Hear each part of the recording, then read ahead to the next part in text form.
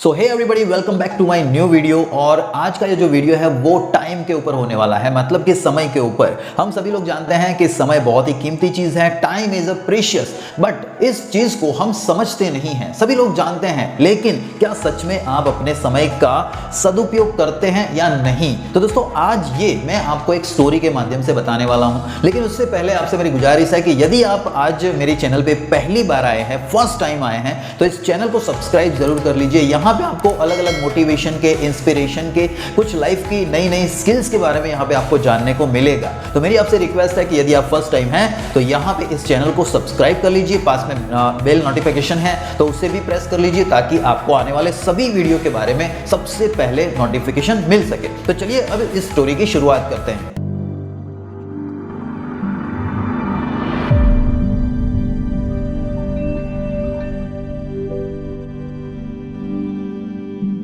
दोस्तों, एक गांव में एक बूढ़ा इंसान रहता था और वो अपने बेटे से परेशान था, क्योंकि उसका बेटा था वो गांव में दिन भर घुमा करता था, भटकता था, इधर उधर कुछ काम धंधा नहीं करता था और अपने समय को बर्बाद करता रहता था। अब उस बूढ़े इंसान को दोस्तों समझ में नहीं आ रहा था कि उसके बेटे को किस तरह से एक सही राह दिखाई जाए। उसने काफी कुछ सोचा और सोचते सोचते उसके दिमाग में एक आइडिया आया। तो उसने अपने बेटे को बुला करके उससे कहा कि बेटा, अलमारी में एक घड़ी पड़ी है, वो घड़ी लेकर के आ।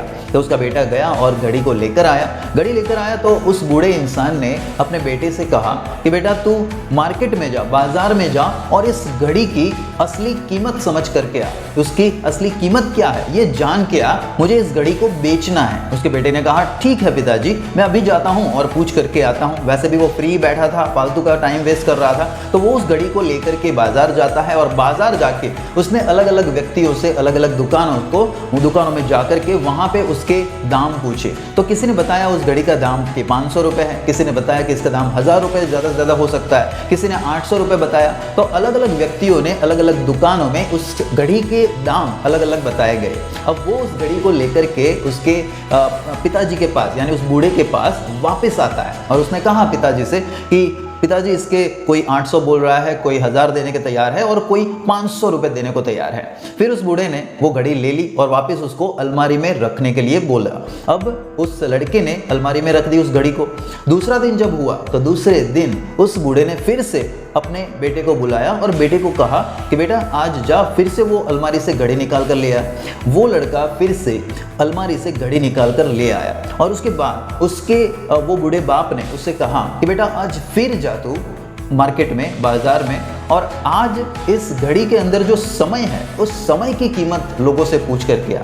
तो पहले तो उस बेटे को कुछ समझ में नहीं आया। फिर वो समझने की कोशिश कर रहा था कि एक्चुअली मेरे पिताजी जानने की कोशिश कर रहे हैं। अब वो फिर से मार्केट में जाता है, बाजार में जाता है और वहाँ पे अलग अलग लोगों से पूछता है कि भैया, इस घड़ी में जो समय है उस समय की कीमत क्या है? तो लोग उसे पागल बोलते हैं कि भाई क्या पूछ रहा है। कहीं और जगह पे जाता है, वहाँ पे भी पूछता है कि इस घड़ी में जो समय है उस समय की कीमत क्या है? तो वो भी उसे वहाँ से भगा देता है कि हट भाई, क्यों हमारा टाइम वेस्ट कर रहा है। तो यहाँ वो अलग अलग जगहों पे जाता है, कोई उसे समय नहीं बताता है, उस समय की कीमत नहीं बताता है। फिर लास्ट में वो जब घर पे जा ही रहा होता है, वहीं पे रास्ते में एक बूढ़ा आदमी काम कर रहा होता है। तो उसने सोचा कि चलो एक बार इससे भी मैं पूछ लेता हूँ। तो उसने उस बूढ़े इंसान से पूछा कि बाबा, इस घड़ी में जो समय चल रहा है उस समय की कीमत क्या है? अब वो बूढ़ा इंसान काम कर रहा था, लेकिन फिर भी उससे वो सवाल जो था जो लड़के ने पूछा, तो उससे वो समझ गया कि लड़का आखिर पूछना क्या चाह रहा है। तो उसने उसे बिठाया और बिठा करके उससे कहा कि बेटा, इस घड़ी के अंदर जो समय है ना, उस समय की कोई कीमत नहीं लगा सकता। ये इतना अनमोल है कि इसकी कीमत लगाने जाओ तो भी तुम इसकी कीमत नहीं लगा सकते। करोड़ों रुपए देकर भी तुम अपनी जिंदगी का एक सेकंड भी वापस नहीं ला सकते। बूढ़ा उसे समझाता है कि इसलिए इस समय का सदुपयोग करो। ये जो समय है ना, इसकी दो बातें हैं, एक अच्छी और एक बुरी।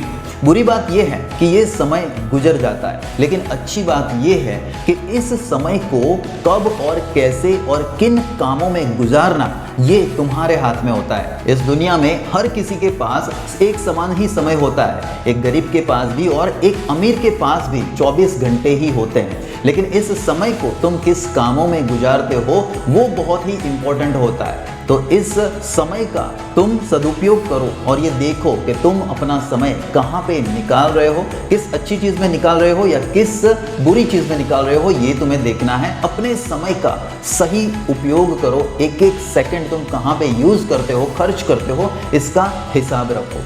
अब ये सुनकर के उस लड़के को समझ में आ गया कि वो एक्चुअल में अपनी लाइफ के साथ क्या कर रहा था। मानो जैसे उस लड़के की आंखें खुल गई हो, उसके अंदर पूरा बदलाव सा आ गया था। अब वो अपने पिताजी के पास जाता है और उससे सारी बातें बताता है, जो भी हुआ वो सब कुछ बताते हुए कहता है कि पिताजी मुझे समझ में आ गया है कि समय की असली कीमत क्या होती है। इसलिए दोस्तों इस चीज़ को हमेशा से याद रखो, टाइम सबको फ्री मिला है लेकिन वो प्राइसलेस है। एक बार जो चला गया तो फिर से वापस नहीं आएगा। इसलिए इस टाइम का किस तरह से इस्तेमाल करना है वो आपके हाथ में है। दोस्तों ये जो समय है वो किस तरह से खर्च करना है वो आपके हाथ में है। आप इस टाइम को रख नहीं सकते लेकिन आप उसे स्पेंड कर सकते हो, और आप जिस तरह से जिस कामों में अपनी इस टाइम को खर्च करोगे, स्पेंड करोगे, आपकी लाइफ बिल्कुल वैसे ही बनती जाएगी।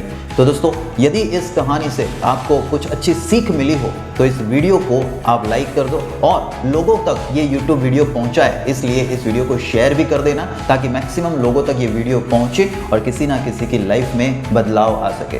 दोस्तों यदि इसी तरह के वीडियोस देखना चाहते हैं तो हमारी चैनल को सब्सक्राइब जरूर करें। Thank you so much for watching this video.